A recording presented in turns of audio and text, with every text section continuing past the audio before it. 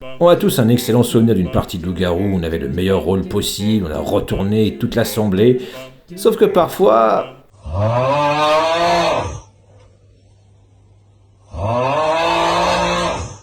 solution à ce problème, branle-bas de wombat. Comme au loup-garou, vous devrez trouver le traître parmi vous, sauf que vous pouvez jouer de 2 à 5 pour 15 minutes seulement.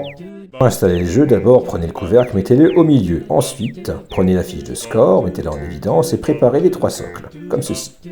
Voilà qui est fait. Une fois les 3 socles installés, sortez les cartes et prenez les petits pions de score pour les gentils et le méchant. Enfin, mettez les briques au hasard dans le couvercle, et voilà. Prenez maintenant les cartes de rôle, ne prenez qu'un seul wombat déchaîné rouge et le reste en wombat standard, donnez à chacun sa carte, qui la consulte secrètement. Puis préparez un compte à rebours de 1 minute 30. Vous êtes prêts à jouer.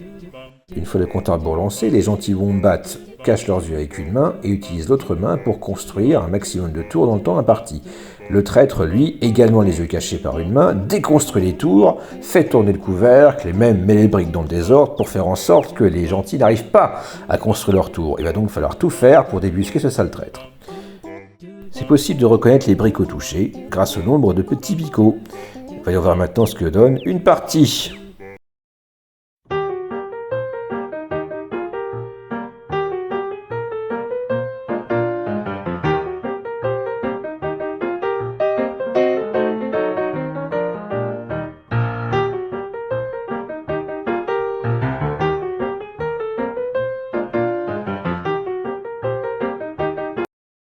Vous avez le droit de garder plusieurs briques en main et de dire ce que vous avez ou de mentir si vous êtes le traître, mais interdit de les mettre en dehors du couvercle. Protéger une tour avec votre main est également possible. Si vous remarquez que les briques sont dans le désordre, vous pouvez le signaler et tout remettre dans l'ordre, mais le traître peut également dire qu'il y a un désordre alors que ce n'est pas le cas. Si à la fin du compte à rebours, 3 tours sont bien construites, les gentils marquent 2 points comme écrit ici. Si seulement 2 tours ont été correctement construites, alors c'est seulement 1 point pour les gentils. Si seulement une tour est correctement construite, c'est le traître qui est content car il marque 1 point. Enfin, si à la fin du compte à rebours, aucune tour n'est correctement construite, bravo le traître, il remporte 2 points.